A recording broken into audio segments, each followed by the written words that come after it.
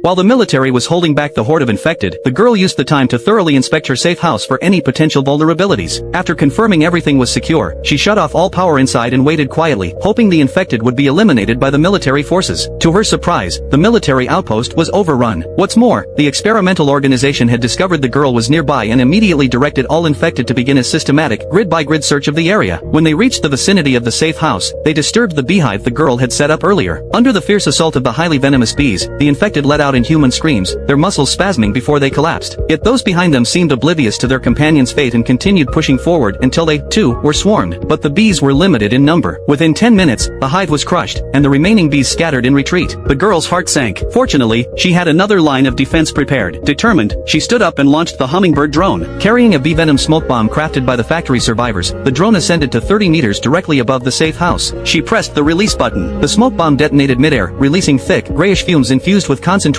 bee venom that instantly enveloped the area around the safe house. The nearest infected charged into the smoke and immediately convulsed and fell. Those behind hesitated briefly, then were driven forward as if compelled by an invisible force. A cold, commanding voice was pushing them onward. Suddenly, Alice's urgent voice broke through on the encrypted radio channel. On the surveillance feed, the movements of the infected grew erratic. Only a few stumbled through the smoke and bumped against the safe house's outer wall. One female infected crouched low, as if catching a scent, then suddenly reached out and clawed away the moss covering a ventilation opening. The screech of her nails scraping against metal came clearly through the audio feed. Cold sweat instantly beaded on the girl's back. She gripped her crossbow tightly, ready to fight to the death if needed. Suddenly, Lucky wriggled out of her arms and darted toward the utility room. Seconds later, it returned carrying a can of insecticide in its mouth, its amber eyes gleaming with unusual intensity. In a flash of understanding, the girl grabbed the insecticide and rushed to the ventilation control panel. She pressed the spray button. High-pressure insecticide mist sprayed from the vents, mixing with the residual bee venom. Within seconds, the infected finally staggered and collapsed, twitching uncontrollably. The girl let out a long exhale, only then noticing her palms were slick with cold sweat. It seemed the daily cat food hadn't been wasted after all. But the crisis was far from over. In fact, it was growing worse. At 5:49, the leader of the experimental organization's squad arrived near the safe house, having apparently noticed something unusual. He discovered the exposed vent where the infected had torn away the moss and let out a cold, derisive laugh. Suddenly, he looked up directly at the camera hidden in the canopy of an eastern tree, baring his teeth in a grim, pale smile. The girl's blood seemed to freeze. In the next moment, he ordered his men to dig into the mound in front of them. Lucky emitted a low, threatening growl, but the girl gently pressed a hand to its head, calming it. Then an idea struck her. Her eyes fell on the communicator left behind by the unnaturally strong leader, which contained the brainwave resonance frequency of subject X13. Deciding to gamble, she connected the wires and pressed play. A strange, low-frequency noise immediately broadcast through the safe house's external speakers. The effect was instantaneous. Infected near the safe house were drawn toward the sound, their movements becoming disorganized, as if torn between two conflicting commands. The squad leader watched in confusion, unsure how to respond. The chaos among the infected quickly escalated into panic. They began attacking each other, even turning on members of the experimental organization. Now, the organization's operatives were like fresh meat thrown to wolves, bitten, torn, and overwhelmed. The sounds of tearing flesh and agonized screams filled the air. The girl could hardly bear to watch. At 6:12, Alice's voice, excited yet tense, suddenly broke into the encrypted channel. Military reinforcements had arrived. The roar of helicopter rotors echoed from above as 3 military helicopters emerged from the clouds. Rockets trailing flames slammed into the horde of infected. The blast waves overturned entire sections of the forest, and flames engulfed the writhing figures. The crisis was over. One by one, survivors reported in over the radio. The farm group mentioned their wheat fields were burned, but otherwise, they were unharmed. The industrial park and RV camp were also safe, though their generator had overheated and caught fire. Finally, Alice's voice came through again. She could sense that the cold, commanding presence had vanished. The girl exhaled deeply and slumped onto the sofa. Outside, sunlight broke through the haze of smoke and dust, falling softly on the moss-covered slope.